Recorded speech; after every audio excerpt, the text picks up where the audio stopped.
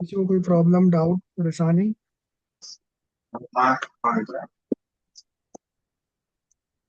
वो video on करना चाहते हैं कर सकते हैं अच्छे से। अस्सलाम वालेकुम। वालेकुम अस्सलाम। आप कौन बोल रहे हैं? क्या नाम है आपका? मोहम्मद आलम। सही है। प्रीलिम्स दे रहे हैं आप इस बार? नहीं सर। आप कौन है भाई? लाइब्रेरी से? जी। लाइब्रेरी में बैठे हुए हैं आप? चलिए स्टार्ट करते हैं। एंड टोटल 32 लोग हैं, 32 33 हो गए हैं, 70 से 61, 61 से 50, 48, फिर उसके बाद 31, फिर उसके बाद 15 मिनट के बाद 28, 27, 24, है ना?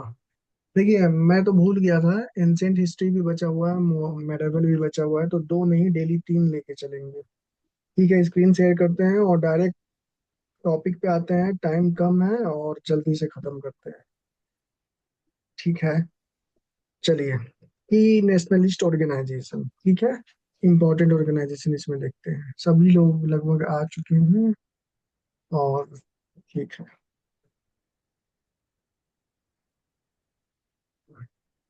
चलिए। प्री आईएनसी, ठीक है, इंडियन नेशनल कांग्रेस से पहले थोड़ा सा देखेंगे यहाँ पे। प्री आईएनसी, आईएनसी जो टेलीग्राम ग्रुप पे नहीं है अवेलेबल, टेलीग्राम ग्रुप नहीं है, वो हमें मैसेज करेंगे या ये वीडियो रिकॉर्ड करके यूट्यूब पे आज डाल देंगे। कल वाला भी नहीं डाल पाए थे और आज वाला दोनों डाल देंगे, और उसके कमेंट में ग्रुप का लिंक डाल देंगे, तो ज्वाइन कर लीजिएगा। वहाँ पे पीडीएफ आसानी से सारा चीज स्टोर होता है, टेलीग्राम पे व्हाट्सएप पे इधर उधर हो जाता है, तो वहाँ पे रहेगा। चलिए हम लोग पहले देखते हैं लैंड लैंड होल्डर्स सोसाइटी। 1800 1838 में, क्योंकि सब जितने भी जो की नेशनलिस्ट थे स्टार्टिंग में वो लैंडलॉर्ड ही थे। द्वारका नाथ टैगोर फाउंडर थे या लीडर इसके, इसलिए जमींदारी राइट्स को, जो परमानेंट सेटलमेंट्स, ये सब जो चीज आया था उससे बचाने के लिए। First political association of India, ये काफी इंपॉर्टेंट है ये point. First political association of India और precursor to political activism. Political activism इससे पहले नहीं था, इसके बाद पॉलिटिकल एक्टिविज्म स्टार्ट होता है ब्रिटिश के साथ नेगोशिएशंस वगैरह।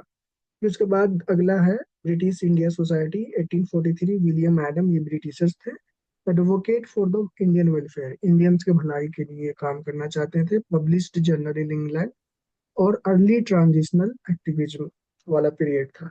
ईस्ट इंडिया एसोसिएशन 1866 में, दादा भाई नौरोजी, काफी इंपॉर्टेंट है और यूपीएससी इसको पूछ भी चुकी है। ठीक है, काउंटर रेसिस्ट व्यू, जो अंग्रेज racist view, white men's burden and गोरा और काला और ब्लैक वाला जो सिस्टम था उससे लड़ने के लिए लंदन बेस्ड ये था, प्रीकर्सर टू आईएनसी। दादा भाई नौरोजी लंदन में, और ये ब्रिटिश पार्लियामेंट के मेंबर भी रहे थे, वहां पे जाके चुनाव लड़े थे। और इन्होंने ड्रेन थ्योरी इसी प्लेटफॉर्म से दिया था। पूना सार्वजनिक सभा 1870 में, एमजी रनाडे। ठीक है, bridge between people and government, people की बात, ग्रीवेंसेस को गवर्नमेंट तक पहुंचाना। डेक्कन राइट्स हुआ था 1875 में, तो इन्होंने काफी प्रोटेस्ट वगैरह करा था। ठीक है, model for the provincial association. उसके बाद जो इंपॉर्टेंट चीज है वही चीज मैंने लाया है। इंडियन एसोसिएशन 1876 में, सुरेंद्र नाथ बनर्जी, आनंद मोहन बोस। सुरेंद्र नाथ बनर्जी के बारे में किसी को कुछ इंपॉर्टेंट फैक्ट्स पता है? पहले भारतीय थे, क्या थे? पहले आईसीएस ऑफिसर थे ना? सही है बोल रहे हैं हम? हाँ, आईटी को भी। है ना? तो ये सब की फिगर्स याद रखना है। यूनिफाई इंडियन पॉलिटिकली, इंडिया को पॉलिटिकली यूनिफाई करने का उद्देश्य था। Organised first all India protest against Ilbert bill. Ilbert bill 1882, 1800 कितना में हुआ था? 1882 में हुआ था या कितना में हुआ था? 83 में, अठारह सौ समथिंग, तिरासी में। 83 में। ठीक है, तो इलबर्ट बिल क्या था? कोई माइक ऑन करके बताएंगे? नहीं पता है तो बहुत दुख की बात है। माइक ऑन करके बताइए, इलबर्ट बिल क्या था? Ilbert bill sir controversy repeat क्या थी? करिए सर। वॉइस नहीं आ रहा है सर। हेलो। Sir hello. मेरी मेरी आवाज जा रही है? सर इसमें हाँ सर, आ रही भारतीयों है। के द्वारा, भारतीय न्यायाधीश के द्वारा अंग्रेजों पे मुकदमा चलाया जा रहा हाँ ठीक है, लेकिन थोड़ा घुमा इंडियन फिरा। मजिस्ट्रेट से रिलेटेड था सर। एल्बर्ट बिल लॉर्ड हम्म, रिपन के टाइम पे आया था। ठीक है। ठीक है। 1880 से 84, यानी इसी के बीच में ये घटना हुई थी, यानी 82 83। इसमें क्या था ना कि मतलब एक केस आया था जिसमें ब्रिटिश ब्रिटिशर्स भी शामिल थे और जनरल इंडियन भी शामिल थे, और दोनों का केस इंडियन मजिस्ट्रेट के पास गया। तो उन्होंने काफी विरोध करा कि जो ब्रिटिशर से रिलेटेड केसेस है वो ब्रिटिश जज ही डील करेंगे, तो उसमें इम्पार्शियलिटी की इशू थी। तो उसी के खिलाफ एजिटेट करा गया, चलिए आगे। बहुत कम लोगों को पता है, तो काफी दुख की बात है। बॉम्बे प्रेसिडेंसी एसोसिएशन 1885 में फिरोज शाह मेहता और बदरुद्दीन तैयब जी। काउंटर कॉलोनियल पॉलिसीज, ये याद रखना है, ईयर याद रखना, और ये तीन चीज याद रखना है। फिर उसके बाद इंडियन नेशनल कांग्रेस, कल हम लोग देखे थे, ओ AOU political representation become primary nationalist platform, ये काफी हुआ। फिर उसके बाद सेफ्टी वर्ल्ड थ्योरी डिबेट वगैरह कल हम लोग देखे थे। डेक्कन सभा 1896 में गोपाल कृष्ण गोखले मॉडरेट थे, गोपाल कृष्ण गोखले, और मॉडरेट रिफॉर्म्स, ठीक है। अल्टरनेटिव टू मिलिटेंट नेशनलिज्म, जो रिवोल्यूशनरिस्ट थे उनके काउंटर में ये लाया गया था। सर्वेंट ऑफ इंडिया सोसाइटी काफी इंपॉर्टेंट है, अगेन गोपाल कृष्ण गोखले 1905 में। फोकस्ड ऑन सोशल सर्विस पे ध्यान दिया गया था, और produced leaders like Ambedkar, Ambedkar इससे जुड़े हुए थे, और अंबेडकर जैसे लीडर को ये प्लेटफॉर्म ने जन्म दिया। ऑल इंडिया मुस्लिम लीग 1906 में आगा खां और नवाब समीउल्लाह, वही मुस्लिम लीग की स्थापना हुई 1906 में। लेटर डिमांडेड पाकिस्तान, और टू नेशन थ्योरी की ओरिजिन यहीं से होती है। गदर पार्टी 1913 में लाला हरदयाल सैन फ्रांसिस्को में इन्होंने नींव डाली थी, और एम क्या था? ओवरथ्रो ब्रिटिश रूल को भारत से उखाड़ के फेंकना। मोबिलाइज्ड इंडियन सैन फ्रांसिस्को मतलब यूनाइटेड स्टेट में हुई थी। मोबिलाइज्ड इंडियन डायस्पोरा, जितने भी इंडियन डायस्पोरा थे सबको इकट्ठा करके मोबिलाइज करके। फिर उसके बाद कोमागातू मारू इंसिडेंट हुआ। ये किसी को पता है कोमागातू मारू इंसिडेंट? माइक ऑन करके बताइए, थोड़ा जल्दी से बताइए। हम्म किसी को नहीं पता है? सर, को मार्टा मारू स्थान है है। वहाँ पे सर ये। बोलिए, वो क्यों गए? सर यहाँ से लोग ले जाके कनाडा में वहाँ पे उनको सैनिक सहायता देके फिर वापस इंडिया में रिबेलियन करवाना था।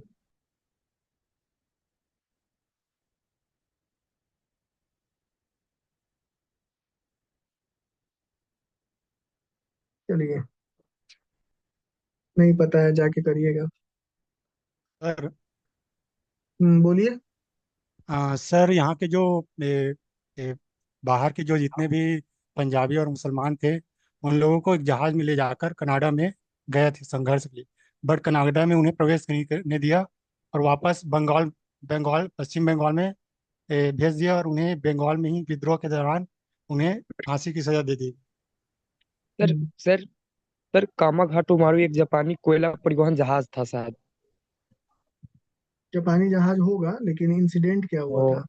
वो सर तो बताते हैं, जहां हंगामा के दौरान वहां के व्यापारी बाबा गुती सिंह ने खरीदा था। इस जहाज को 376 यात्री सवार थे।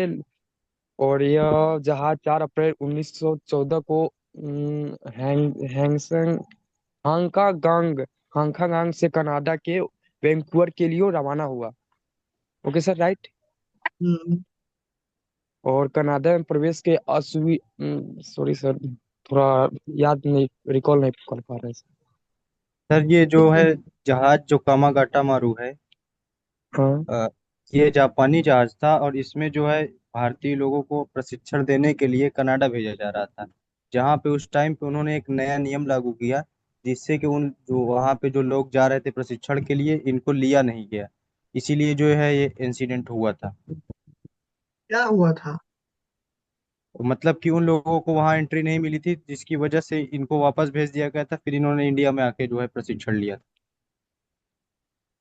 यस सर, ये सबको फांसी दे दी। नहीं, कनाडा में उस समय फांसी कैटरिंग नहीं दी गई एक्ट थी। लागू था, जिसके तहत केवल उन्हीं यात्रियों के प्रवेश की अनुमति थी जो बिना रुके सीधे कनाडा पहुंचे थे। कामकाज मारू जहाज ने इस नियमों का पालन पालन नहीं पालन नहीं किया और कनाडा सरकार ने भारतीयों को प्रवेश की अनुमति देने से इनकार कर दिया। अधिकारियों ने जहाज पर खाद्य और पानी की आपूर्ति भी रोक दी, जिससे यात्रियों के 2 महीना तक भूखा प्यासा रहना पड़ा। सर नोट्स में है सर। ठीक है, देखिए यही प्रॉब्लम है। पूरा कहानी याद है लेकिन क्या करक्स है वो पता नहीं है। ठीक है। आ, तो कनाडा मतलब इंडियंस जा रहे थे कनाडा। ठीक है, कनाडा में उनको जहाज से उतरने भी नहीं दिया गया था क्योंकि वो एक मतलब ब्रिटिश के कहने पे Canada government, Canada just America से ऊपर और अमेरिका में ब्रिटिश का शासन, कॉलोनियल रूल वहां पे भी था। तो उनके इन्फ्लुएंस में आके उन्होंने एक लॉ लॉ पास किया और जहाज से किसी को उतरने भी नहीं दिया। फिर उसके बाद कनाडा से डायरेक्ट इंडिया जहाज आती है और इंडिया जहाज एंकर करती है। फिर उसके बाद फिर इंडिया में ब्रिटिशर्स, बहुत लोगों को फांसी की सजा दे दी जाती है और बहुत लोगों को भूख से भी मर जाते हैं। और मतलब ये काफी ह्यूमिलिएटिंग था। और 1921 में शायद ये घटना हुआ था। आई एम जस्ट कंफ्यूज कौन से ईयर में हुआ था एग्जैक्टली ये। तो 1914-15 जो सर। ब्रिटिश के सॉरी कनाडा के जो प्राइम मिनिस्टर थे जस्टिन ट्रूडो, इसके लिए माफी भी मांगे थे पब्लिकली।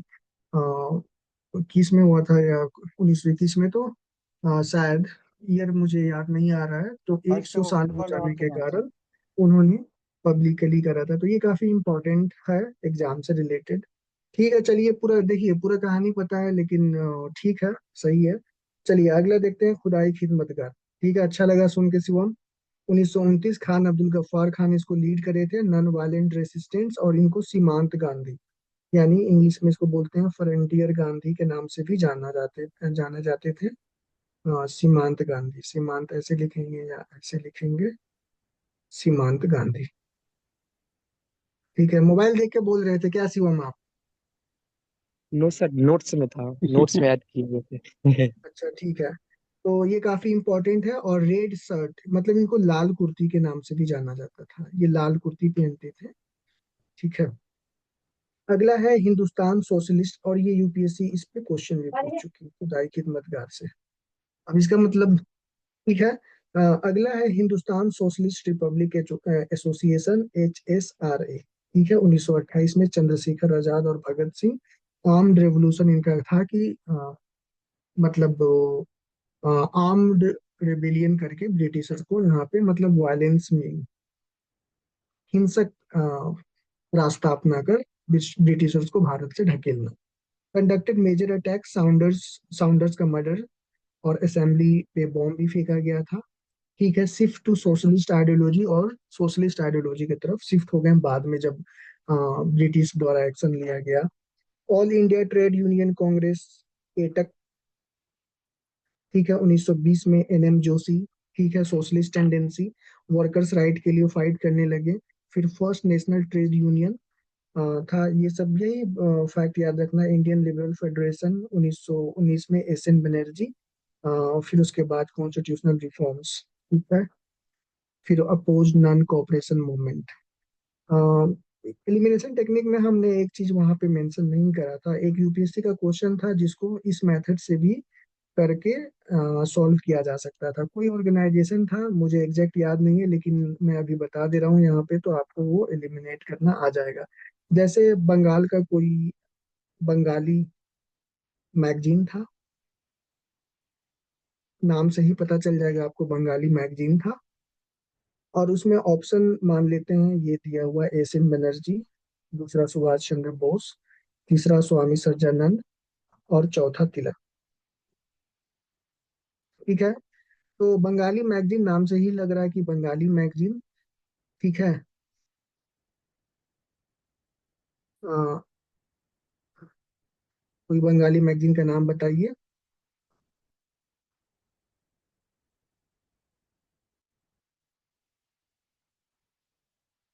मान लेते हैं खुद से बना लिए अमर सोना पत्रिका। ठीक है, नाम से लग रहा है ये बंगाली मैगजीन है। ठीक है, और चार ऑप्शन दिए हुए कि किसने इनको लिखा। तो ये बंगाली मैगजीन है और ये चार नाम दिया हुआ, बनर्जी, बोस, सज्जनन सरस्वती और तिलक। बंगाली नाम ये है, एक के साथ बनर्जी। चलते जाइए। ठीक है, समझ में आया? Yes okay sir. सर। हाँ, तो ये चीज थोड़ा सा ध्यान में रखना है, ये चीज छूट गया था एलिमिनेशन टेक्निक में। ऐसा एक क्वेश्चन आया था जिसमें एलिमिनेशन टेक्निक यही चीज लगा के क्वेश्चन सॉल्व हो जाता है। ऐसे फॉरवर्ड ब्लॉक जो हम लोग कल देख रहे थे, किसी ने बताया 1939 में सुभाष चंद्र बोस ने करा था, ये त्रिपुरी सेशन हुआ था। त्रिपुरी कहाँ पे है? मध्य प्रदेश में।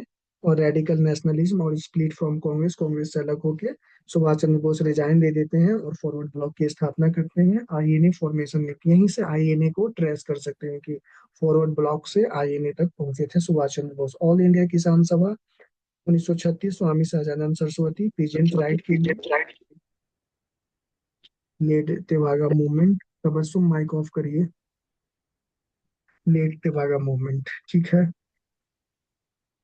Tebhaga movement, okay. आजाद हिंद फौज, वही फॉरवर्ड ब्लॉक से ही आगे चल के आजाद हिंद फौज का निर्माण करते हैं। फिर उसके बाद सुभाष चंद्र बोस है यहाँ पे। Battle battle British in Burma, Burma में ब्रिटिश से लड़ते हैं और दिल्ली चलो स्लोगन का नारा देते हैं। यहाँ पे भी बहुत कहानी है कि दिल्ली चलो स्लोगन देते हैं नारा, और वो नॉर्थ ईस्ट म्यांमार बंगला ये पेगू होते हुए नॉर्थ ईस्ट अरुणाचल प्रदेश मणिपुर होते हुए इंटर करना चाह रहे थे। तो बहुत काफी क्षति होती है वहाँ के सोल्जर्स को, जो भी वॉर ऑफ प्रिजनर्स बने थे, और आईएनए में शामिल करा गया था। सुभाष चंद्र बोस लीड कर रहे थे। काफी यहाँ पे इसके कहानी स्पेक्ट्रम में दिया हुआ है, पढ़िएगा तो थोड़ा सा गौर कीजिएगा। कांग्रेस सोशलिस्ट पार्टी 1934 में जयप्रकाश नारायण और मीनू मसानी द्वारा, दोनों सोशलिस्ट टेंडेंसी की थे, सोशलिस्ट एजेंडा को करें। और बस यही सब चीजें याद रखना है। स्पेशल यूपीएससी इनसाइट, ठीक है। 1838 से 85 क्या था? प्री कांग्रेस एसोसिएशन उनका रीजनल था। कोई अपने जमींदारी को बचाने के लिए, कोई अपनी दुकानदारी को बचाने के लिए, कोई अपना मतलब राइट्स के लिए, individual rights, community rights, national level पर कभी नहीं आया। कब? प्री कांग्रेस में। फिर 1885 से 1950 मॉडरेट फेज चला और कॉन्स्टिट्यूशनल मेथड्स, पिटिशंस, प्रेयर्स, ये सब मेथड लगा के मॉडरेट्स की, ब्रिटिशर्स अच्छे आदमी हैं, इनको अगर समझाया जाए और रूल ऑफ लॉ के अंतर्गत इनसे बात की जाए तो ये हमारे कॉन्स्टिट्यूशनल डिमांड्स को, हमारे पॉलिटिकल राइट्स को आइडेंटिफाई करेंगे, रिकॉग्नाइज करेंगे। उनका ये था कि पिटीशन प्रेयर से करिए। फिर 1905 से 1919, ये डेट सब याद होना चाहिए। एक्सट्रीमिस्ट एंड रेवोल्यूशनरी फेज आता है। फिर उसके बाद 1920 से 47 मास नेशनलिज्म, और इसको गांधीयन एरा भी कहते हैं, गांधी अराइवल। ठीक है, ज्योग्राफिकल स्प्रेड, बंगाल पहले हब था, ठीक है, कोर वहीं था। Early political awakening Indian association से वहीं पे हुआ था। फिर उसके बाद पंजाब में रेडिकल मूवमेंट्स, गदर और हिंदुस्तान रिपब्लिक एसोसिएशन चला। फिर महाराष्ट्र में मॉडरेट एक्सट्रीमिस्ट और तिलक का काफी अहम रोल था महाराष्ट्र में। फिर उसके बाद सोशियो इकोनॉमिक फोकस में क्या करना है कि पीजेंट्स, किसान सभा, अगर किसान सभा नाम है तो किससे रिलेटेड? पीजेंट्स के इंटरेस्ट को कर रहे थे support. AITUC, all India trade union Congress, Congress Congress को कर रहे थे। फिर सुभाष चंद्र बोस, ये सब पढ़िएगा तुमने समझ में आएगा। बॉस जमशेदपुर जाते हैं, टाटा स्टील वर्कर में हड़ताल हो जाता है, स्ट्राइक हो जाता है, तो बोस वहां पे जाके सारी चीजों को करते हैं। ठीक है, एटक। फिर students, uh, Hindustan student republic association, socialist बाद में नाम बदल के सोशलिस्ट, एस फॉर सोशलिस्ट हो जाता है। वहां पे कौन थे? यंग स्टूडेंट्स थे, ठीक है, ग्रेजुएट इंटरमीडिएट लेवल के, और वो रेवोल्यूशनरी एक्टिविटीज में शामिल हो गए।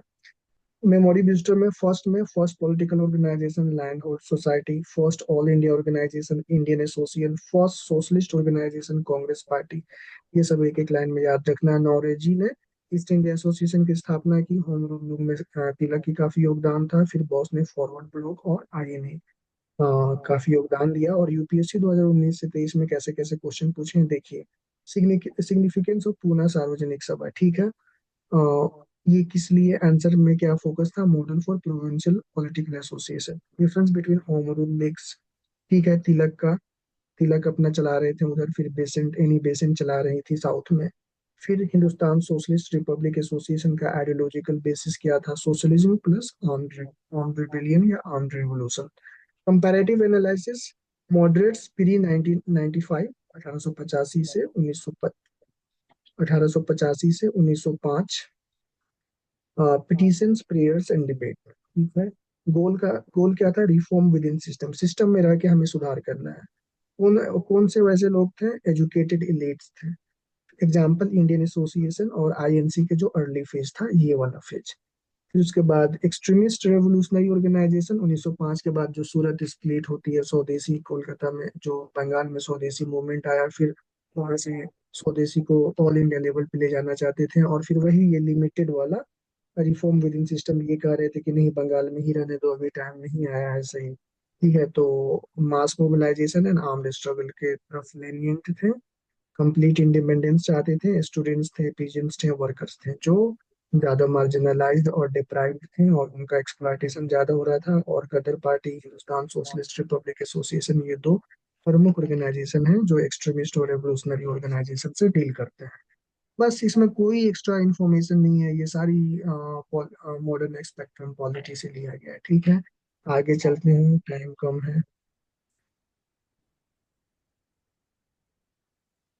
ठीक है, socio religious reform movements in India. ठीक है, ब्रह्मो समाज, ये सब याद होना ही चाहिए एज ए यूपीएससी एस्पिरेंट। ब्रह्मो समाज, फाउंडर राजा राम मोहन राय। फिर उसके बाद रविन्द्रनाथ टैगोर आते हैं, ईयर 1828, कलकत्ता में। कोर आइडियोलॉजी थी मोनोथिज्म, अपोजिशन टू आइडेल्ट्री। फिर उसके बाद रैशनलिज्म। बाद में ब्रह्मो सभा, केशव चंद्र सेन इसमें आते हैं। फिर उसके बाद हर ऑर्गेनाइजेशन का जो कोर थीम होता है, बाद में चलते चलते वो डेविएट हो जाता है, तो फिर बाद में डिकाडेशन भी आ जाता है। की कंट्रीब्यूशन क्या रहा है इस ऑर्गेनाइजेशन का, ब्रह्मो समाज का? एबोलिशन ऑफ सती, 1829। इस समय गवर्नर जनरल कौन थे 1829 में? बताइए, विलियम माइक ऑन बेंटिक। करके। William Bentinck. Bentinck. Bentinck, Lord Bentinck. Painting थे, ठीक है। प्रमोशन ऑफ विडो रीमैरिज, फिर उसके बाद इंग्लिश एजुकेशन को एडवोकेट किया गया, बंगाल, बम्बई, मद्रास में ये चला। First modern reform movement. ठीक है, फिर आगे चल के वही जैसे मैंने बात करा, डिग्रेडेशन हो जाता है, तो आगे चल के ये आदि ब्रह्म समाज और ब्रह्म समाज दो भागों में, दो ब्रांच में बट गया। आदि मतलब पुराना होता है, और एक सिंपल नाम रहा। यंग बंगाल मूवमेंट, ये ब्रिटिशर्स थे, मतलब ब्रिटिशर्स शायद ही थे, या दूसरा ओरिजिन होगा। हेनरी लुइस विवेंट जो एक ये शिक्षक थे, 1826 से 21। Radical liberalism, free thinking, opposition to social orthodoxy था। ये काफी फेमस हुए, लेकिन जो ग्रास रूट पे लोगों थे, जैसे वर्कर्स, पीजेंट्स, उनके प्रॉब्लम को ये लोग नहीं लिए। और किताबी बस थी, रेडिकलिज्म और फ्री थिंकिंग, रैशनलिज्म, यही सब था, तो ज्यादा देर तक ये चला नहीं कहानी। इंटेलेक्चुअल अवेकनिंग, लोगों को इंटेलेक्चुअली अवेक करा। इंस्पायर लेटर रिफॉर्मर्स, आने वाले रिफॉर्मर्स के लिए इंस्पिरेशन का काम करा। कहाँ पे चला ये? Bengal, Kolkata. Short lived but influential, छोटे समय के लिए रहा, लेकिन इन्फ्लुएंशियल, प्रभावशाली रहा। ठीक है, कॉल्ड डेरोजियंस, जो इसको फॉलो करते थे, इनके थिंकिंग और आइडियोलॉजी को, उनको डेरोजियन कहा गया। ठीक है, आर्य समाज अगला, स्वामी दयानंद सरस्वती, 1875 में मुंबई में स्टार्ट हुआ। Vedas as ultimate authority, Dayanand Saraswati ने ही कहा था ना, go back to Vedas. Go back to Vedas मतलब क्रिटिकल और रैशनल थिंकिंग। फिर बाद में चल के फिर यहाँ पे भी डिकेडेशन होता है, इसमें अल्ट्रा हिंदुइज्म वगैरह घुस गया। फिर उसके बाद मुस्लिम लीग से कंपटीशन ये लोग करने लगे। फिर सुद्दी मूवमेंट, रिकन्वर्जन, जो लोग दलित से क्रिश्चियन बने थे, दलित से मुस्लिम बने थे, फिर उनको पकड़ पकड़ के रिकन्वर्जन किया गया। सोशल इक्वालिटी पे भी फोकस थी। शुरू में विचारधारा काफी अच्छा था, लेकिन बाद में स्वामी दयानंद सरस्वती के बाद ये थोड़ा सा मेरे को कर दो। डिग्रेड हो गया। देख लीजिए फहद आलम को। एस्टेब्लिश्ड डीएवी, डीएवी स्कूल काफी फेमस है ऑल ओवर इंडिया में, इसका चयन है, हमारे तरफ भी डीएवी स्कूल है। Opposition to child marriage, women's education, ठीक है। पंजाब, यूनाइटेड प्रोविंसेस और राजस्थान में काफी ये सफल रहा, ठीक है। और split Gurukul versus college faction, लोग बोलते थे कि नहीं गुरुकुल, हमारा जो पुराने जमाने में गुरुकुल में जो एजुकेशन सिस्टम था उसको लाया जाए, और कुछ बोलते थे कि नहीं मॉडर्न मॉडर्न लाइन पर स्कूल वगैरह। तो जो मॉडर्न वाले थे वही डीएवी कॉलेज, डीएवी स्कूल्स का चयन पूरे ऑल ओवर इंडिया में स्थापित करा गया। और डीएवी स्कूल काफी प्रतिष्ठित स्कूल माना जाता है, कहीं पे भी हो तो काफी अच्छी एजुकेशन प्रोवाइड कराते हैं ये लोग। प्रार्थना समाज, अगला आत्माराम पांडुरंग और आरजी भंडारकर। तो इसमें आरजी भंडारकर का उतना इंपॉर्टेंट नाम नहीं है, लेकिन आत्माराम पांडुरंग का नाम काफी इंपॉर्टेंट है। 1867 में स्टार्ट हुआ बम्बई में। Theistic worship, social reforms without breaking Hinduism, मतलब हिंदुइज्म में ही रहकर, मतलब रिफॉर्म करना, जो भी बुराई चीजें हर धर्म में समय के साथ बुरी चीजें अंदर घुस जाती है, सुपरस्टिशन, अंधविश्वास वगैरह हर धर्म में घुस जाता है, ठीक है। तो उस धर्म को रिफॉर्म करने के लिए ये प्रार्थना समाज को लाया गया। इंटरकास्ट डाइनिंग, ये मतलब छोटी जाति और ऊंची जाति के बीच में इंटर डाइनिंग, मतलब साथ में बैठ के खाना, छूत अछूत वाले सिस्टम को, एबोलिशन ऑफ अनटचेबिलिटी वाले चीजों को टैकल करा। ऑर्फनेज और विडो को होम, मतलब सोशल सर्विस प्रोवाइड करी, महाराष्ट्र और कर्नाटका में रहा। लेस रेडिकल देन ब्राह्मो समाज, ब्राह्मो समाज थोड़ा सा ज्यादा रेडिकल था, लेकिन उससे ये मिडिल रास्ता अपनाना चाहा। एमजी रेनाडेज का रोल काफी इंपॉर्टेंट है, महागोविंद रेनाडे। रामकृष्ण मिशन, मिशन काफी इंपॉर्टेंट है, दिल्ली में रामकृष्ण आश्रम भी है, और मेडिकल हॉस्पिटल भी है, काफी अच्छी फैसिलिटी वहाँ पे है। 1897 में बेलूर मठ मेरे हिसाब से कोलकाता कोलकाता में है। प्रैक्टिकल वेदांता, वेदांता को सीखना, मतलब ये एक तरह का एजुकेशन है, उसको प्रैक्टिकल वेदांता को करना। Service to mankind as worship, Swami Vivekananda के जो गुरु थे, सर्विस टू ह्यूमैनिटी, उन्हीं का सपना ये पूरा कर रहे थे स्वामी विवेकानंद। एजुकेशनल इंस्टीट्यूशन को काफी करा, इस्टेब्लिश करा। डिजास्टर रिलीफ वर्क, कहीं के डिजास्टर आया, मतलब सर्विस टू ह्यूमैनिटी। अगर इसको अगर याद रखना हो तो बस एक वर्ड याद रखना है, सर्विस टू ह्यूमैनिटी, मानवता की सेवा, ठीक है। हेडक्वार्टर इन बंगाल, चिकागो में 1893 में स्पीच दिए थे, काफी इंस्पायरिंग स्पीच है। और वहां से स्पीच के पार्ट्स को हम लोग लिखेंगे, ऐसे में कंपाइल करेंगे, और जहां भी मौका मिलेगा स्वामी विवेकानंद को कोट करेंगे। वुमेन रिलेटेड ऐसे आया तो वुमेन कैन नॉट, मतलब ह्यूमैनिटी हैज टू, मतलब a bird has two wing, one wing is male, second ऐसे करके। और a bird can not fly with its only one wing. Women वगैरह पे इक्वालिटी पे आया तो हम लोग स्वामी विवेकानंद के कोट से स्टार्ट करेंगे। अगर रैशनैलिटी और इंडिया के कल्चर को हाई फाई दिखाना है तो फिर चिकागो के स्पीच से हम लोग स्टार्ट करेंगे, ऐसे वगैरह, या रैप अप करेंगे। और इन्होंने कॉल दिया arise awake, arise awake and stop not till the goal is raised. तो ये आप लोगों के लिए अभी काफी है, टिल द गोल इज, जब तक गोल नहीं प्राप्त कर लेते हैं तब तक बैठना नहीं है। अराइज, जागो, उठो, जागो, arise awake and stop not till the goal is raised, ठीक है। तो ये आप लोगों के लिए काफी इफेक्टिव है, इसको याद रखना है। जब तक सपना पूरा नहीं हो पीछे नहीं हटना है, मेहनत करना है। अब ऐसा नहीं कि 10 साल 5 साल करना है, एक साल में कहानी खत्म करना है। थियोसॉफिकल सोसाइटी, मैडम ब्लावत्स्की और कॉर्नर पॉल, हाँ ठीक है, यूएसए में ये था 1875 में, लेकिन 1882 में इंडिया में हेडक्वार्टर, तमिलनाडु में हेडक्वार्टर को शिफ्ट कर दिया गया, और यूपीएससी यहाँ से क्वेश्चन पूछ चुकी है। एंशियंट विजडम का रिवाइवल और यूनिवर्सल ब्रदरहुड को काफी मान्यता दी गई। रिवाइवल ऑफ संस्कृत लर्निंग, ये लोग विदेशी थे तो संस्कृत में काफी इंटरेस्ट रखते थे, तो संस्कृत की लर्निंग को भी इन्होंने आगे बढ़ाया। एंटी क्रिश्चियन कन्वर्जन स्टांस, बोलते थे कि नहीं क्रिश्चियन आके क्यों यहाँ के दलित लोगों को या छोटी जाति के लोगों को या मुस्लिमों को क्रिश्चियन में परिवर्तित करते थे, तो नहीं करने का।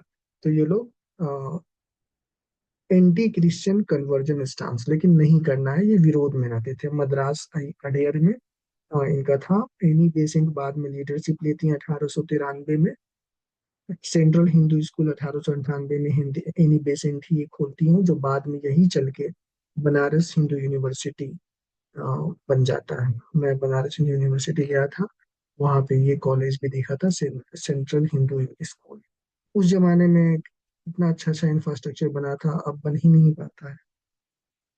अलीगढ़ अलीगढ़ मूवमेंट, सर सैयद अहमद खान ये एजुकेशनिस्ट हैं, साइंटिफिक सोसाइटी और मोहम्मदन एंग्लो ओरिएंटल कॉलेज की स्थापना 1877 में इन्होंने करा था। बाद में यही आगे चल के अलीगढ़ मुस्लिम यूनिवर्सिटी का रूप ले लेता है।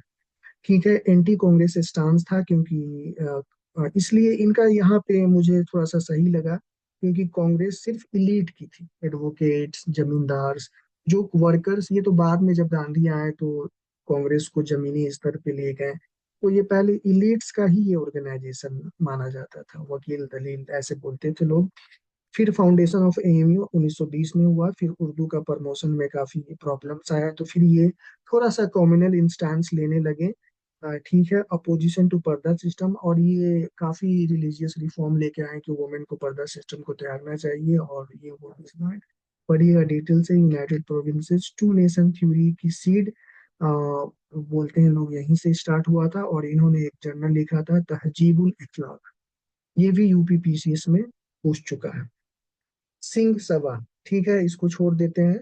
Self respect movement, EV Ramaswamy Periyar, ये एक दलित थे, एससी कम्युनिटी से बिलोंग करते थे। लाइफ में काफी रेसिस्टेंस झेला था अपर कास्ट के प्रति। 1925 मद्रास में anti Brahmanism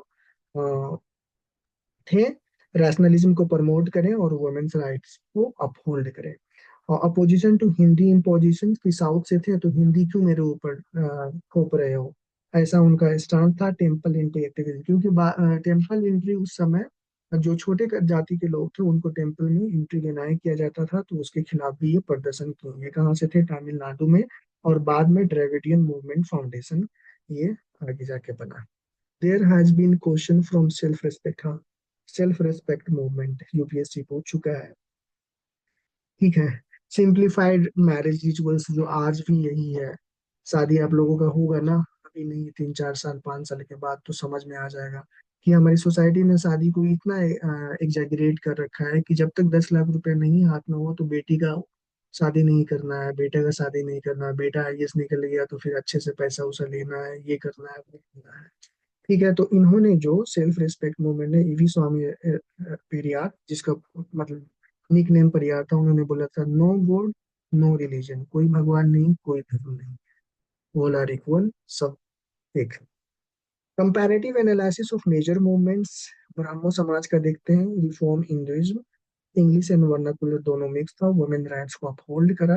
pro British, initially pro British, बाद में समझ में आ गई कि ब्रिटिश इनका ही एक्सप्लॉइटेशन कर रहा। आर्य समाज, रिवाइवलिस्ट हिंदुइज्म, जो हिंदुइज्म था उसको रिवाइवलिस्ट करना था, रिवाइवल करना था।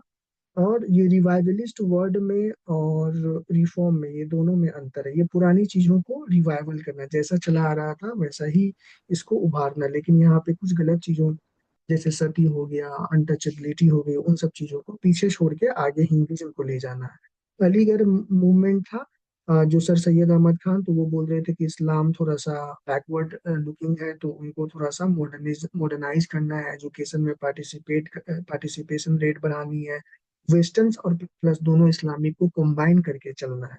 मुस्लिम के अपलिफ्टमेंट की बात करी। फिर उसके बाद ये एंटी कांग्रेस थे, क्योंकि कांग्रेस में जितने भी लोग थे उनका मानना था कि सब ब्राह्मण्स हैं और ब्राह्मण्स इंटरेस्ट को बढ़ा रहे हैं। और इलिट्स थे, जो छोटे तबके और छोटे नीचे लोगों, नीचे जाति के लोग थे, या peasants, farmers, workers, deprived section, उन लोगों की बात कांग्रेस में नहीं होती थी। इनिशियली तो नहीं होती थी, बाद में गांधी के आने के बाद कांग्रेस को जमीन पर ली गया प्रोविंशियल वाला कल जो हम लोग देखे थे। Women centric reforms, age of consent act 1891 में आया। सबसे इंपॉर्टेंट जो रोल प्ले करे थे, बेहराम जी मालाबारी। सती एबोलिशन 1829, राजा राम मोहन राय ने काफी पाइवोटल रोल यहाँ पे प्ले करा। विडो रीमैरिज एक्ट 1856 में, ईश्वर चंद्र विद्यासागर, इन्होंने खुद एक विडो से शादी करी थी। प्रेस और पब्लिकेशन यहाँ देखते हैं, संवाद कौमुदी ब्रह्मो समाज ने प्रकाशित करा। तहजीबुल इखलाक अलीगढ़, सर सैयद अहमद खान। केसरी तिलक, ठीक है, not reformist but cultural nationalism, ये रिफॉर्म नहीं कर रहे थे हिंदू में, लेकिन ये बोल रहे थे कल्चरल नेशनलिज्म, ठीक है, करना है। केसरी मराठा में मराठा भाषा में लिखा गया था, और मराठा मराठा पत्रिका भी इन्होंने लिखा है जो केसरी भाषा में था। ये थोड़ा सा याद रखना, ये उल्टा है। ये भी यूपीएससी क्वेश्चन में पूछ चुकी है, और डिफरेंट डिफरेंट एग्जाम में तो आ ही चुका है 10 बार। इंस्टीट्यूशन क्या क्या उस दौरान क्या क्या इंस्टीट्यूशन आया? Fergusson college, Deccan education society, अंग्रेजी बाद में 1885 में हुआ। इंडियन वुमेन यूनिवर्सिटी, डी के कारवे, अ, ये भी काफी वुमेन्स के अपलिफ्टमेंट में रोल निभाए। फिर विश्व भारती, जो टैगोर 1921 में, ये विश्व भारती यूनिवर्सिटी है कोलकाता में, टैगोर ने इसको स्टैब्लिश करा। पाना भगत मूवमेंट 1914 में, ये झारखंड से रिलेटेड है। ओरांव ट्राइब के थे, एंटी कॉलोनियल और प्यूरिफिकेशन। और टाना भगत जो है ना, ये गांधी गांधी जब 1940 में रामगढ़ सेशन गए थे बैंड करने आईएनसी का, तो टाना भगत ने आईएनसी का सेशन, तो टाना भगत ने 240 रुपया फंड दिया था गांधी जी को। और काफी प्रिय, गांधी जी ने टाना भगत को कहा प्रिय, झारखंड में पढ़ा था तो मैं यहाँ पे बता देता हूँ।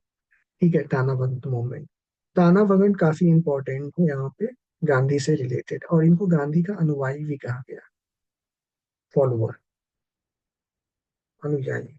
ठीक है।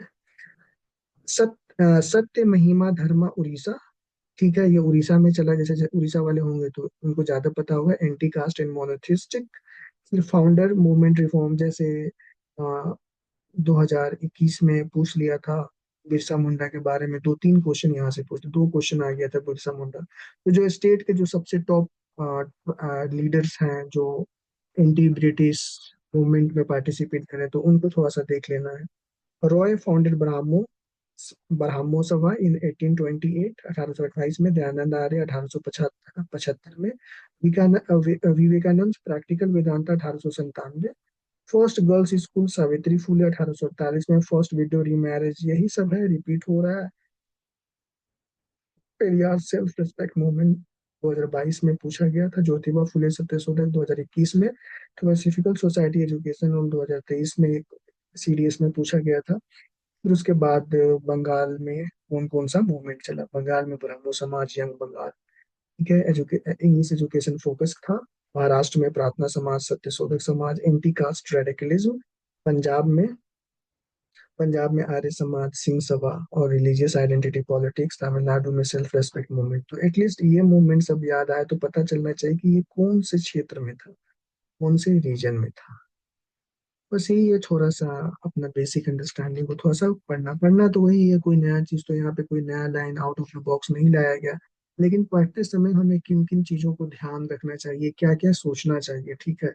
और पढ़ना है तो एग्जाम स्पेसिफिक पढ़ाई करना होगा। चलिए, 2 खत्म हो गया, अंतिम में चलते हैं। नहीं तो 10 मिनट का ब्रेक लेंगे, फिर से 2-3 पढ़ेंगे, क्योंकि एंशियंट भी बचा हुआ है, मेडावल भी बचा हुआ है। हिस्ट्री काफी अच्छे से होलिस्टिकली कंप्लीट हो जाएगा, और साथ में हम कहेंगे कि आप लोग अभी रिवाइज कर रहे हो तो मॉडर्न को उठा के ही रिवाइज कर लो। कोई तरह का दिक्कत तो बताइए, थोड़ा सा 1 मिनट बात कर लिया जाए। बताइए, माइक ऑन करके कुछ बोलिए, बातचीत कीजिए हमसे थोड़ा सा।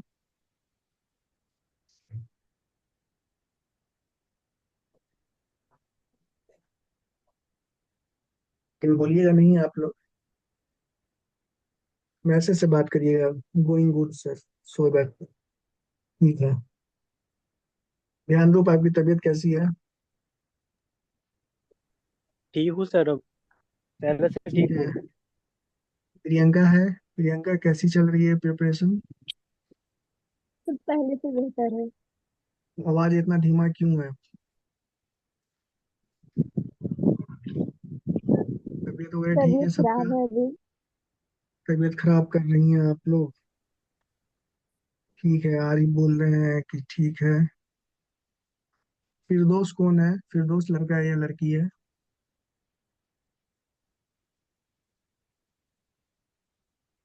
फिरदौस लड़का है या लड़की है?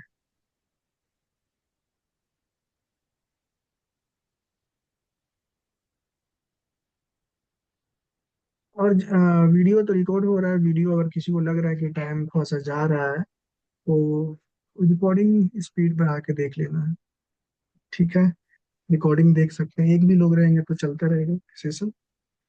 ठीक है, कल वाला भी नहीं डाल पाए थे, आज दोनों वीडियो डाल देंगे। और आप लोग शेयर भी करना भूल गए हैं, लाइक भी करना भूल गए हैं, कैसे होगा? भैया, हेलो भैया बोल रहे हैं जूम पे हम्म। डेली क्लासेस लेते हैं आप? हाँ हाँ, शिवम बोल रहे हैं। हाँ जी।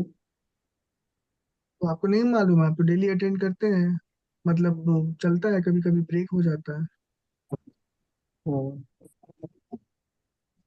एमबीए टू एवरीवन, इस बार हमारा यहाँ से सबका प्रीलिम्स क्लियर होगा, सबका क्लियर्स नहीं होगा, जो मेहनत करेंगे उन्हीं का होगा। ठीक है, और जो अंत तक नहीं हारेंगे, 24 अप्रैल तक नहीं हारेंगे, उससे पहले हार जाएंगे तो कैसे होगा? सर ठीक है, अभी ये टेस्ट, एक्सट्रीम सर बोल रहे सेंटेंस। हैं अभी, हाँ हाँ, सर बोलिए। टेस्ट जो विजन का फुल एंड टेस्ट नहीं आता है सर, हाँ हाँ। तो सर दे रहे हैं तो थोड़ा नंबर कम आया है सर, मार्क्स। 2 दिन से तो हम बोल रहे हैं कि नंबर नहीं कैलकुलेट करना है, नहीं करना है। ठीक है, नहीं करना है तो नहीं करना है। तो सी साइड का देखिए थोड़ा सा, सी साइड पे मतलब एक ही बात को हम क्या डेली डेली रिपीट करें, बच्चे तो आप लोग सर नहीं है।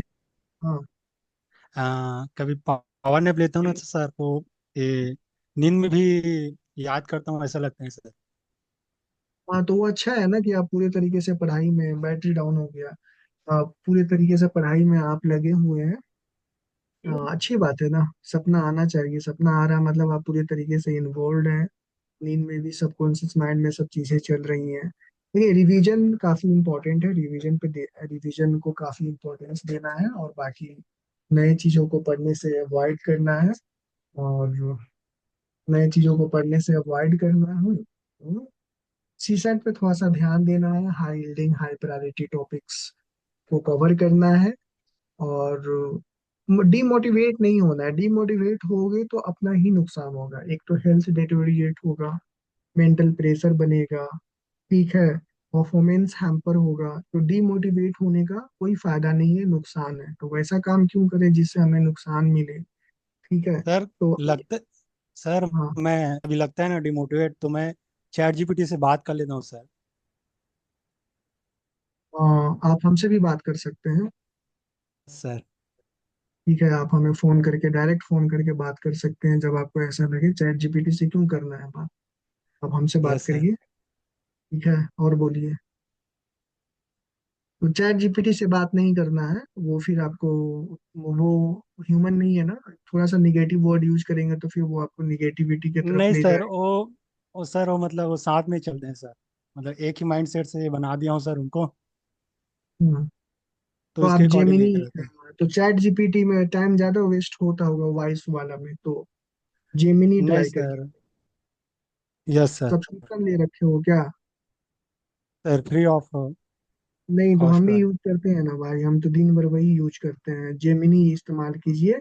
चैट जीपीटी पे प्रीमियम वर्जन में, चैट क्या उस होता है, chat GPT. GPT, chat GPT. GPT से। वो ये 10 मिनट का दिया हुआ है, मैंने भी काफी यूज करा है, 10 मिनट का रहता है वर्जन, फिर उसके बाद खत्म हो जाता है। लेकिन जेमिनी क्या है, जेमिनी अनलिमिटेड आपसे बात करता रहेगा, और वो मेमोरी अपडेट करता रहेगा, तो जेमिनी से भी मैंने बात करा है। और वहां पे ठीक है, चलिए, जहाँ से फायदा मिले। चलिए सर आइए यहाँ पे। साइंस, हाँ, hello sir, science and tech के लिए सर PT 365 फॉलो कर सकते हैं क्या? साइंस एंड टेक के लिए PT 365 सही है, उससे ज्यादा नहीं जाना है। सर उसको शॉर्ट नोट्स बनाना जरूरी है या उसको बार बार मल्टीपल रिवीजन करना जरूरी है सर? देखिए, अभी शॉर्ट नोट्स बहुत कीवर्ड्स वगैरह जो लग रहा है कि फैक्चुअल चीजें हम भूल जाएंगे, तो वो सब चीजें सर उसी पर बना लेना शॉर्ट नोट्स। मतलब जो जरूरी लग रहा है, आप बैठोगे बनाने के लिए 2-4 दिन लगाओगे तो सही नहीं ना है, अभी टाइम नहीं ना है ये सब नोट्स बनाने का, नोट्स बना के रखा होना चाहिए था। ठीक है, मैं बता रहा हूँ, देखिए सिंपल सा क्या है, 14 घंटा पढ़ना है, 5 से 6 घंटा रिवीजन। ठीक है, 5 से 6 घंटा रिवीजन होना चाहिए, सारा सब्जेक्ट एक दिन में 3 सब्जेक्ट कवर करिए, 3 सब्जेक्ट का रिवीजन करिए एक दिन में। ठीक है, 1 घंटा में, 1 आवर्स में 4 से 5 चैप्टर किसी भी चीज का। ठीक है, तो एक दिन में 5 से 6 घंटा पढ़ रहे हैं तो 24 यानी 20 से 30 चैप्टर्स रिवीजन हो जाएगा। और जब चैप्टर सेलेक्ट कर रहे हैं तो वैसे चैप्टर्स को सिलेक्ट करिए जहाँ से क्वेश्चंस आने ही आने हैं। ठीक है, हाई प्रायोरिटी टॉपिक और रिपीटेटिव थीम्स का पीडीएफ कल डाल देते हैं, फिर से किसी के पास नहीं होगा तो वहां से करिए। फिर उसके बाद क्या करिए, सीसैट को 3 से 4 घंटा दीजिए। यहाँ देखिए 5 से 6 घंटे का यहाँ पे मैं लिखता हूँ अलग से, 5 से 6 घंटे रिवीजन, 3 से 4 घंटे सीसैट। ठीक है, फिर उसके बाद आपको क्या करना है, 1 घंटा आप ब्रेन स्टॉर्मिंग, जो भी पढ़ा पढ़ा रखा है मैंने, जो भी नोट्स वगैरह है, क्वेश्चंस के पीडीएफ वगैरह है, वो रिवाइज करिए, मंथन करिए, मंथन सॉल्व भी करिए, साथ में पीवाईक्यू सॉल्व भी करिए। ठीक है, तो ये हो गया। उसके बाद 2 घंटे का करंट अफेयर रखिए, 1.5 घंटे का भी रख सकते हैं, अपने अकॉर्डिंग के हिसाब से जैसा प्रिपरेशन चल रहा है। अगर ये वाले को ही अगर कैलकुलेट करें हम तो 5 3 8 1 9 2 11, 11 घंटे ही हुआ, 3 घंटे और बच गया आपके पास। 3 घंटे और बच गया, तो जो लग रहा है कि चीजें काफी टफ लग रही है, कॉन्सेप्चुअल क्लैरिटी नहीं है, तो 3 घंटा उस पर दीजिए, लेकिन प्रोवाइडेड एग्जाम में वो आना चाहिए, एग्जाम स्पेसिफिक टॉपिक्स हो, चीजें हो, तो इतना कर लीजिएगा तो ये तो 11 घंटे ही हो रहा है। ऐसे चलिए, या शॉर्ट नोट्स, और जो भी ये 3 घंटे जो बच गया, इसमें जो भी मॉक्स वगैरह सेक्शनल टेस्ट लगा रखा है आपने, तो उसमें आपको मालूम ही है कहाँ स्कोर गलत हुआ, कहाँ सही हुआ, कौन से क्वेश्चन सही हुआ, तो उसको एनालाइज करिए इन 3 घंटे में। 2 घंटे काफी एनालाइज करने के लिए, फिर भी 1 घंटा बच जाएगा। तो 1 घंटा में और भी कुछ कर लीजिए, देख लीजिए, साइंस एंड टेक कवर कर लीजिए, PD 365 1 घंटा डेली कर दीजिए। टाइम तो पर्याप्त है, आराम से किया जा सकता है, 24 to 25 डेज अपने हाथ में है। अभी भी कोई कुछ भी नहीं पड़ा है, 25 डेज। ठीक है, 25 days into 14 hours, effective 14 hours. ठीक है, सिर्फ रिवाइज कर लेगा लोग। सी सेट में, सी सेट में कम्प्रीहेंशन, फिर रीजनिंग, मैथ, ये सब रिवीजन ही करना है और नोट्स वगैरह बनाना है, आराम से हो सकता है। 10 घंटा बहुत मुश्किल से होता है, तो कैसे करें, तो थोड़ा सा 2 मिनट का और लेक्चर। देखिए, सबसे अच्छा मैं बताता हूँ, ये तो हो गया, सबका अलग अलग है पढ़ने का तरीका। सुबह में मान लीजिए 7 AM उठते हैं हम। ठीक है, 8 AM तक फ्रेश होकर, नहा धोआ के, ब्रश, नाश्ता करके, 1 घंटे के अंदर में आपको 8 AM मैक्सिमम 8 10 तक टेबल पे आपको बैठ जाना होगा कम से कम। 2 घंटे का, 3 घंटे शुरू में फ्रेश माइंड रहता है। 8 8 AM मान लेते हैं, रफली हटा देते हैं इसको। 8 AM to 11 AM revision, fresh mind, 3 subject, 3 घंटे में 3 सब्जेक्ट रिवीजन कर ली, 11 बच गया। और यहाँ पे हम 1 मिनट एक नया पेज लेते हैं, उसमें बताते हैं।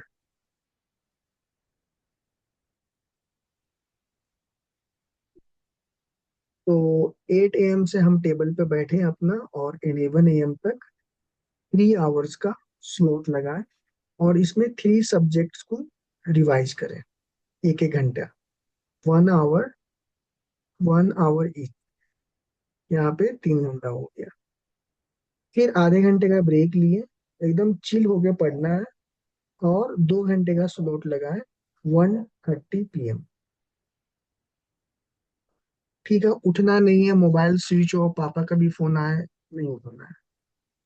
ठीक है, 1:30 PM 2 घंटे का स्लॉट लगा। इसमें क्या करना है, ये GS1 पढ़ चुके, अब यहाँ पे सी सेट कर लो।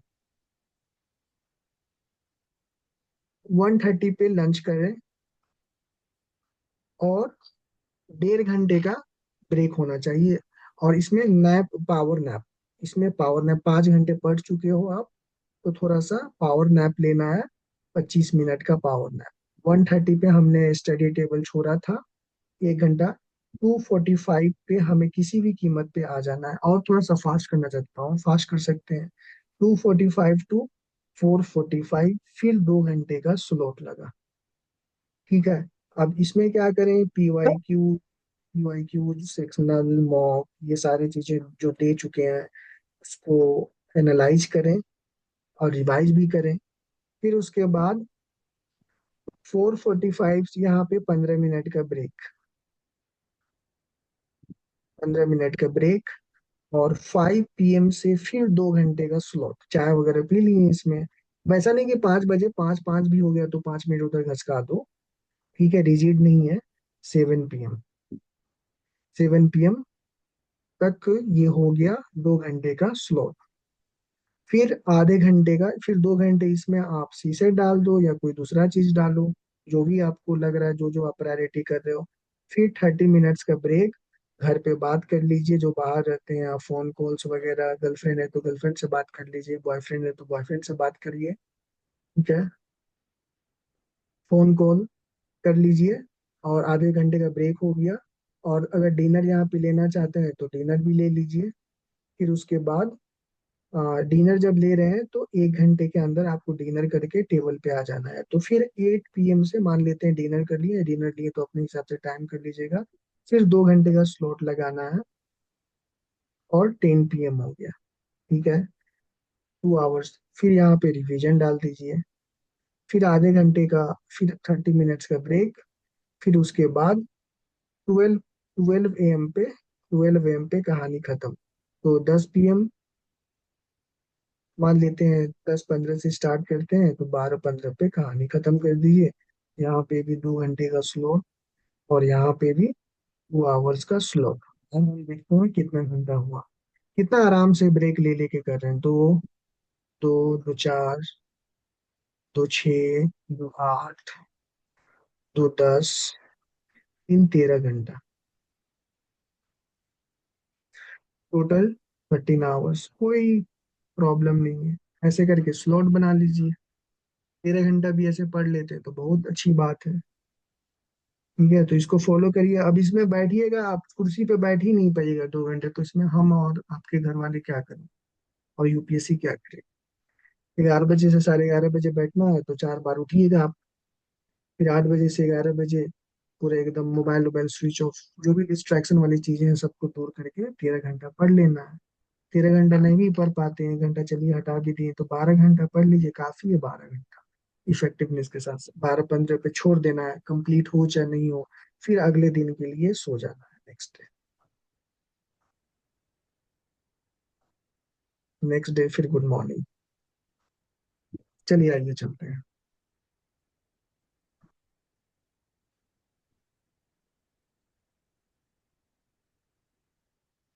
चलिए, गांधी लीडरशिप जो हुआ था 1917 से, गांधी का एडवेंट 1917 से 47 तक गांधी जी ने क्या क्या किया वो सब चीज देखते हैं।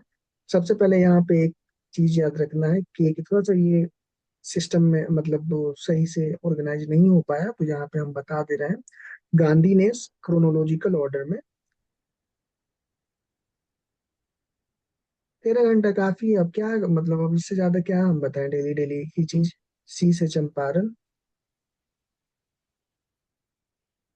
ए से अहमदाबाद, क्रोनोलॉजिकल ऑर्डर ऑर्डर में पूछ दिया गया है किसी किसी एग्जाम में। अहमदाबाद, ए से बताइए, हेरा, और ई से कुछ नहीं, ठीक है। तो इस तरह से चंपारण, अहमदाबाद, खेर, इस तरीके से देखना है। ये क्रोनोलॉजिकल ऑर्डर में नहीं है तो मैंने बता दिया। सबसे पहले चंपारण जो सी से है, 1917, first Gandhian movement in India against Indigo planters exploitation, तीन कथिया सिस्टम। जो चंपारण में तीन कठिया सिस्टम था, नाम से ही पता चल रहा है तीन कठिया, और ब्रेन स्टॉर्मिंग सेशन में भी हम लोगों ने इसको डील करा है। तीन कठिया यानी एक कट्ठा में से तीन कठिया। तो तीन कठिया मतलब मान लीजिए चार तीन में से बटे बीस। 3/20, तीन बटे 20। एक कट्ठा, एक 3 और 3 बटे 20। बीघा में 20 कट्ठा, है ना, एक बीघा में 20 कट्ठा।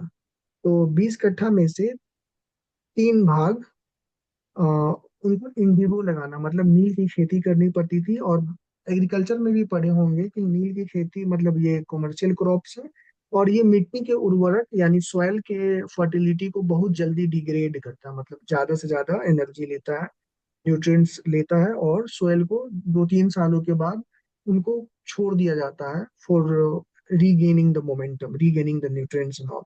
तो ये सिस्टम था, इसके खिलाफ गांधी जी ने वहां पे चंपारण में सक्सेसफुल सिविल डिसोबीडियंस करा।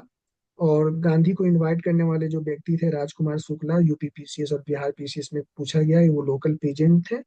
और चंपारण अग्रारियन, और ये लखनऊ जो पैक्ट हुआ था, लखनऊ सेशन, एल के ओ सेशन 1916 में, तो इसी सेशन में ये राजकुमार शुक्ला पहुंचे थे गांधी से मिलने के लिए। गांधी की पॉपुलैरिटी काफी बढ़ गई थी, तो गांधी को इन्होंने इनवाइट करा।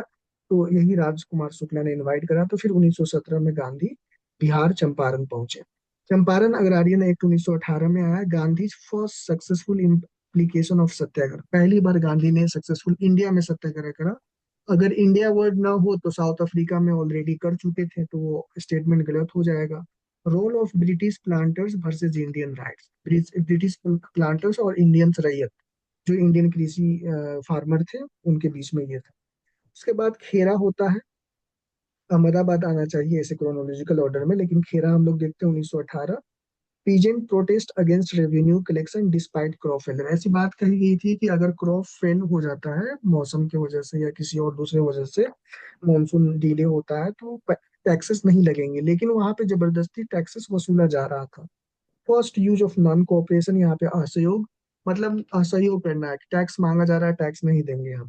तो सरदार पटेल यहाँ पे काफी प्रोमिनेंट रोल होते हैं। फिर इंदू लाल याग्निक और गांधी भी यहाँ पे पहुंचे थे। रेवेन्यू रेट्स को रिवाइज किया गया, नेगोशिएशन हुआ कि अ, मतलब इतना क्रॉप फेलियर हो गया तो पूरा तो नहीं दिया जाएगा, उसका 1/10 ऐसे करके कुछ नेगोशिएशन पे पहुंचा गया था। Introduction of Sardar Patel in national movement, national movement में सरदार पटेल का आगमन। डिफरेंस फ्रॉम चंपारण, चंपारण और चंपारण में और वर्सेस पॉलिटिकल है। यहाँ पे थोड़ा सा चंपारण में इकोनॉमिक था, यहाँ पे थोड़ा सा पॉलिटिकल टिंज था। Ahmedabad strike, Ahmedabad mill strike 1918 में, first hunger strike by Gandhi. Gandhi ने पहली बार भूख हड़ताल यहाँ पे करा था। कहाँ पे करा था? अहमदाबाद। यूपी पीसीएस में पूछा जा चुका है। Demands for 35% wage hike for mill workers, Gandhi ने 35% वेज हाइक का बात करा। फिर अनुसुईया साराभाई, जो अहमदाबाद अहमदाबाद जो मिल स्ट्राइक था, मिल स्ट्राइक के ऑनर की ये बहन थी अनुसुईया साराभाई। ठीक है, नाम से ही लग रहा है साराभाई। तो उनकी ये बहन थी, तो ये गांधी की ही अनुयायी थी। तो फिर इन्होंने कॉम्प्रोमाइज करके, निगोशिएट करके 35% तो नहीं, लेकिन 25% वेज इंक्रीज मंजूरी दी गई, ग्रांटेड हुआ। गांधी फर्स्ट फास्ट, पहला भूख वाला आंदोलन। कि role of industrialist worker in freedom struggle. अब यहाँ पे क्या हुआ कि अब ये मिल था, ठीक है, स्ट्राइक था, यहाँ पे वर्कर थे। अब वर्कर का पार्टिसिपेशन, वर्कर के दिलों को गांधी जी ने जीत लिया, और वर्कर का पार्टिसिपेशन नेशनल मूवमेंट में इंश्योर हो गया। वर्कर्स अब हमेशा लड़ने लगे। फिर जमना लाल बजाज, ये बजाज, वो बहुत सारे जो इंडस्ट्रियलिस्ट नाम भूल रहे हैं, तो पढ़ोगे तो सारा चीज आएगा। तो गांधी के सहयोग में आ गए, और आईएनसी के भी सहयोग में आ गए। रोलेट सत्याग्रह 1919 में, protest against Rowlatt act, no trial no lawyer. ठीक है, कोई भी ट्रायल नहीं होगा और कोई भी वकील नहीं दिया जाएगा, जो वही आर्टिकल 32 वाला बात था, डिटेंशन वाली आर्टिकल 22। ठीक है। First all India mass movement ये हुआ था, नेशन वाइड पार्टिसिपेशन था, और ये जलियांवाला बाग मासेकर हो गया। रोलेट एक्ट प्रोटेस्ट हो रहा था, जलियांवाला बाग मासेकर कांड हुआ।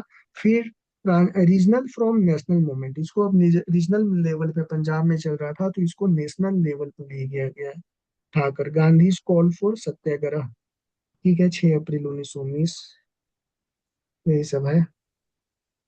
और ये कितना चिल हो गए टाइम मैंने बनाया है ना, स्लॉट। चिल होके पढ़ाई करिए और एग्जाम निकालिए,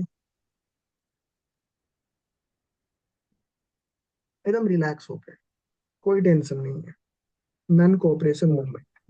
अभी भी हम बोल रहे हैं एक लास्ट बात कि जितना प्रोग्रेस आपका हो चुका है, मान लो ये प्रोग्रेस है, ये ग्राफ को अगर ऊपर नहीं जा रहा है, मान लो ये ग्राफ है और आपका प्रोग्रेस यहाँ पे अभी है, ठीक है, ये ऊपर नहीं जा रहा है, तो एटलीस्ट आप इसको ऐसे फ्लैट पे ले चलो 25 मई तक, इसको नीचे नहीं जाने देना, हो जाएगा रिजल्ट।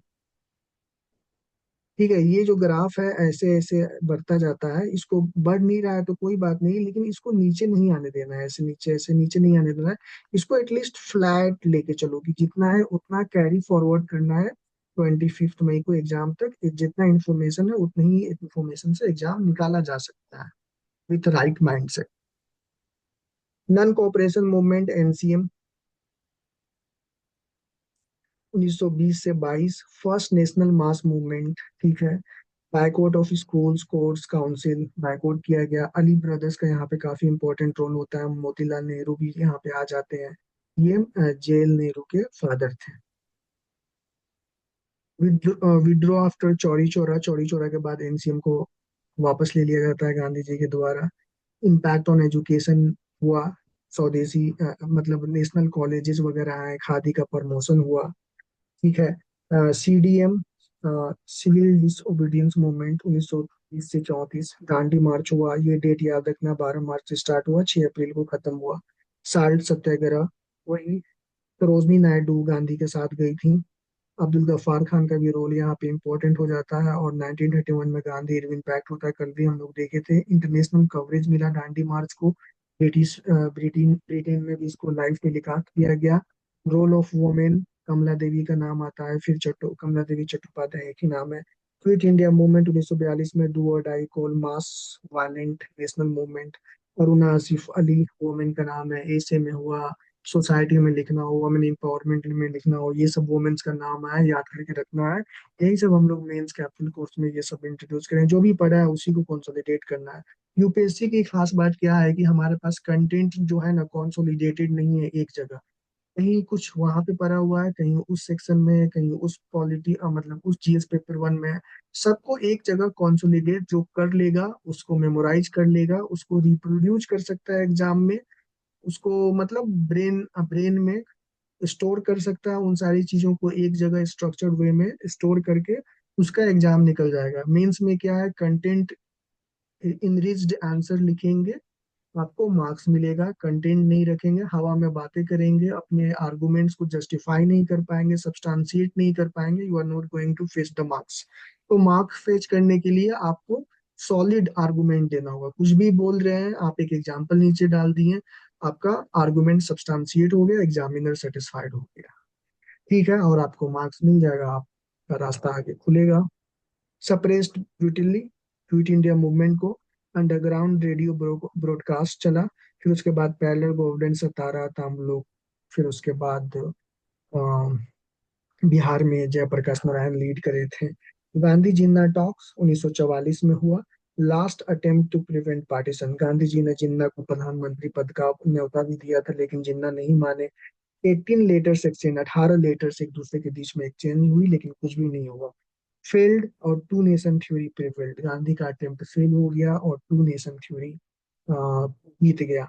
राजा जी फार्मूला आया, गांधी जी ने बोले कि जो पोर्टफोलियो है वो मुस्लिम लीग को ज्यादा दे दो और हम लोग कम ले लेंगे, लेकिन देश के पार्टिसिपेशन को बचाया जाए। ऐसी राजा जी फार्मूला किया था, वो भी देख लेना है। गांधी जब पोजीशन टू पार्टीशन, गांधी हमेशा पार्टीशन के खिलाफ थे। कैबिनेट मिशन प्लान 1946 में आया। Last constitutional effort for the united India but it failed again. और इसके जो मेंबर थे, Pethick, Lawrence, Cripps and Alexander. Interim government बनाया गया, ग्रुपिंग स्कीम्स किए गए, कांग्रेस वर्सेस मुस्लिम लीग डिफरेंसेस सामने आ गया। फिर डायरेक्ट एक्शन मुस्लिम लीग की है, डायरेक्ट एक्शन मतलब प्रत्यक्ष, प्रत्यक्ष, और बहुत सारी हिंसा वगैरह हुआ, एक दूसरे को मारा काटा गया। फिर उसके बाद इंडिपेंडेंस, पार्टीशन एंड ब्लड, ठीक है। 1947 माउंटबेटन प्लान, 3 जून 1947, ये डेट सब याद होना चाहिए।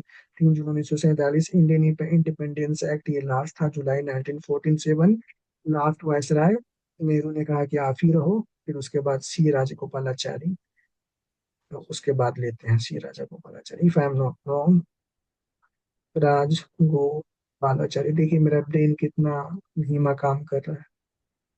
15 अगस्त 1947, फ्रीडम एट मिडनाइट और ट्रिस्ट विद डेस्टिनी, इसी स्पीच को लेना है और एक इंट्रोडक्शन तैयार करके रखना है इसे के लिए। ट्रिस्ट विद डेस्टिनी, डेस्टिनी, ठीक है। नेहरू ने काफी अच्छा कहा कि when world sleep India wakes, पूरी दुनिया सो रही और भारत जाग रहा, बहुत सारा प्रेरणादायक चीजें हैं, आप इमोशनल हो जाएंगे, तो उन्हीं चीजों को यूज करना है और एग्जामिनर को इमोशनल करके मार्क्स लेके चलते बनना है। ठीक है। नन कोऑपरेशन मूवमेंट 1920 से 22। ठीक है। गांधी और खिलाफत लीडर एक साथ आए, बायकॉट और कंस्ट्रक्टिव वर्क हुआ, मॉडरेट रिप्रेशन हुआ, और फिर उसके बाद विड्रो और विड्रो आफ्टर वायलेंस, वही चौरा चौरी जो यूपी में है, चौरा चौरी। फिर उसके बाद सिविल डिसोबीडियंस का कुछ facts, Gandhi and Congress radicals, law breaking और साल्ट मार्च, हर्षना मार्च भी था एक इसमें, जो गांधी जी के बेटे लोगों ने भी पार्टिसिपेट करा था। फिर सरोजिनी नायडू भी थी, violent repression, temporary truce, struggle truce. Gandhi का ना जो था ये यूपीएससी मेंस और पॉलिटिकल साइंस में भी है, ये स्ट्रगल, ये वाला जो कर्व दिखाता है, स्ट्रगल स्ट्रगल, और ये जो है ये ट्रूस। क्योंकि जो आम जनता है वो चौबीसों मतलब 12 महीना स्ट्रगल नहीं कर सकती है। खाना पीना है, घर द्वार कौन चलाएगा, कमाने कौन जाएगा। ठीक है। तो पहले स्ट्रगल करो कुछ दिन तक, फिर उसके बाद फिर एनर्जी, फिर ये truce, struggle truce, struggle truce, फिर स्ट्रगल ट्रूस, फिर थोड़े दिन आराम करो और मोमेंटम गेन करो, फिर स्ट्रगल करो। क्योंकि ये मासेस, या हम भी 24 घंटे काम नहीं कर सकते, 2 दिन तक जाग के काम कर सकते हैं, लेकिन फिर तो हमें आराम चाहिए। तो स्ट्रगल टू से गांधी का यही फिलॉसफी था कि, और चौरा चौरी को जो बहाना बना के एनसीएम को पोस्टपोन कर दिया गया था, तो गांधी ने समझ लिया कि अब जो मासेस है वो अपना पेशेंस खो रही है और नन वायलेंस को छोड़ रही है। तो जब मासेस वायलेंट रोल में आ जाएगी, तो ब्रिटिश बहुत अच्छे से रिप्रेस कर देंगे। तो अभी टाइम है कि इसको बंद किया जाए और ये उसको फेज में चला जाए, फिर उसके बाद मोमेंटम गेन गेन होगा, फिर एक किसी चीज को लेके फिर स्ट्रगल किया जाएगा। तो इस तरीके से मेंस में आप बना सकते हैं डायग्राम, ये पॉलिटिकल साइंस में क्वेश्चन यूपीएससी पूछ चुकी है, और मेंशन कहीं भी कर सकते हैं। Special focus area, Gandhian ideology, satyagraha, truth force, ahimsa, non violence, Sarvodaya, universal upliftment, Sarvodaya. ठीक है। ट्रस्टीशिप यानी इकोनॉमिक थ्योरी के बारे में, कि जिनके पास समाज में ज्यादा धन है तो उनका ये नेतृत्व मतलब दायित्व तो बनता है कि वो अपने से नीचे तबके के लोगों को समर्थन करे, सहयोग करे। ठीक है। ट्रस्टीशिप, साबरमती आश्रम की स्थापना 1917 में, वार्धा स्कीम 1937 में आया। फिर हरिजन सेवक संघ की स्थापना 1932 में। पब्लिकेशन में क्या क्या आया, हिंद स्वराज 1909, यंग इंडिया 1919 से 31 तक इन्होंने मैगजीन चलाया। हरिजन पत्रिका था 1933 1948 तक, वो भी प्रकाशन हुआ। पब्लिकेशन की बात हो रही है यहाँ पे। रिसेंट यूपीएससी क्वेश्चन 2023 में चंपारण तिनकटिया सिस्टम पूछा गया, और 2022 में डांडी मार्च पार्टिसिपेशन, 21 में गांधी अरविंद टर्म्स। यहाँ पे टर्म्स पूछा गया। जब एक्सपेक्टर पढ़ोगे तो बहुत सारा टर्म दिया हुआ है, उसको एक एक बार देख लेना है क्या है क्या नहीं। चंपारण बिहार में, खेरा गुजरात में, दांडी गुजरात में, वारधा महाराष्ट्र में। दांडी मार्च 390 किलोमीटर, 24 दिन का सफर था गांधी जी का। साल्ट सत्याग्रह, 60,000 से ज्यादा लोग अरेस्ट हुए। क्विट इंडिया मूवमेंट में 1 लाख से ज्यादा लोग अरेस्ट हुए। Gandhi global influence, civil rights जो यूएसए में चला, गांधी से प्रेरित। Inspired Martin Luther King junior, ये सब चीजें एसेज वगैरह एथिक्स में यूज कर सकते हैं। एंटी अपार्टheid मूवमेंट जो साउथ अफ्रीका और नेशनल मंडेला ने चलाया, वो गांधी से प्रेरित है। फिर इन्वायरमेंटल में ग्लोबल चिपको मूवमेंट कनेक्शन जो है, वो भी गांधी के नन नन वायलेंट मीन, ठीक है, मीन, यानी mean should not be compromise. जो माध्यम होना चाहिए हमारा, जैसे हमें आईएएस बनना है और चोरी करके आईएएस बनना है, माध्यम हमारा गलत, तो ये जस्टिफाई नहीं किया जा सकता। हमारा मीन्स हमेशा नोबल होना चाहिए, नोबल। डिओन्टोलॉजिकल एथिक्स, कैंटियन एथिक्स, कैंट और गांधी जी कैंट से भी प्रभावित थे, इमैनुअल कांट। ठीक है। चलते हैं, बहुत थक गए, आप लोग भी थक गए होंगे, और बस चिल होके पढ़ना है, चिल होके पढ़ना है। ठीक है, आगे कुछ नहीं है। चिल होके पढ़ना है, टेंशन नहीं लेना है। जितना नॉलेज अभी है उसको बरकरार रखिए। कल हो सके तो 4 टॉपिक हम लोग कवर करेंगे, क्योंकि मैं तो भूल ही गया था। आज मुझे याद आया कि एंशियंट भी है और मेडिवल भी है, तो 4 5 भी चलेगा। ठीक है, थोड़ा सा आज हम सो जाएंगे अच्छे से, तो कल और एनर्जी रहेगा। तो 4 5 टॉपिक को एक दिन में कवर करेंगे। और अल्टीमेटली मेरा ये कहना है कि जितना नॉलेज हो गया, जितना चीज कवर कर लिए हो, उसको घटने नहीं दो। एटलीस्ट बढ़ा नहीं पा रहे हो तो उसको घटाओ भी नहीं, फ्लैट लेके चलो 25 मई पे। ठीक है। एलिमिनेशन टेक्निक 15 के बाद, 15 तक इसको रैप अप करते हैं, उसके बाद देखते हैं, कोशिश किया जाएगा। लेकिन जितना मैंने कराया है उसको थोड़ा सा आप लोग ठीक से करिए, और अच्छे से पढ़ाई करिए, सेहत का ध्यान रखिए, और बी पॉजिटिव, तो रिजल्ट पॉजिटिव आएगा। और मंथन करिए, मंथन। पीवाईक्यू जब भी सॉल्व करें, पीवाईक्यू जब भी सॉल्व करें तो आराम से, हड़बड़ा के नहीं। मतलब सर को नीचे कर लिए और पढ़े जा रहे, पढ़े जा रहे, पढ़े जा रहे, पढ़े रहे, तो वो सब दिमाग में नहीं जाने वाला है। आराम से टेबल पे बैठिए, पानी का इंटेक ज्यादा लीजिए, आराम से पढ़िए, आराम से रुक रुक कर, ठहर ठहर कर पढ़िए। चीजों को ब्रेन में जाने दीजिए, ब्रेन को प्रोसेस करने दीजिए, हड़बड़ा के नहीं पढ़ना। किताब खोले, एक चैप्टर कंप्लीट हुआ, बंद करिए। ब्रेन को थोड़ा सोचने का, समझने का, एनालाइज करने का, सबकॉन्शियस माइंड में ट्रिकल डाउन होने दीजिए, थोड़ा सा उसको ठहरने दीजिए ब्रेन में। वही चीज एग्जाम में काम आएगी।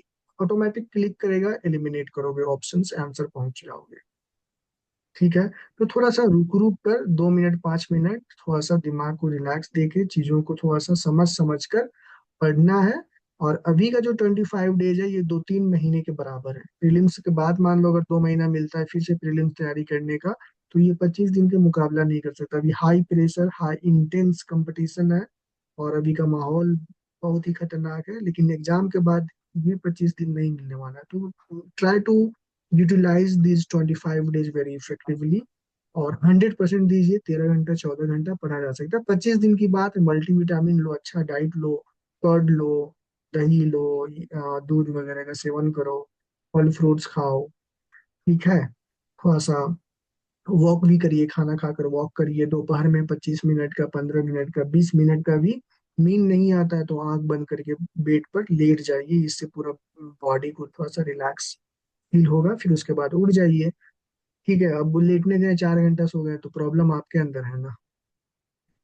ठीक है। तो कल मिलते हैं 8-9:30। Okay, thank you sir. ठीक है। Good night everyone, take care. Good night अच्छे से सर। पढ़ाई करिए, और इंशाल्लाह एग्जाम That is निकले। दिन में 2 से 5 तक सोता हूँ। बहुत अच्छा करते हो, 6 घंटा और सो जाओ, है ना। अस्सलाम वालेकुम। वालेकुम सलाम। दोपहर में 1.5 घंटे से ज्यादा का ब्रेक नहीं, डिनर में 1 घंटे से ज्यादा का ब्रेक नहीं।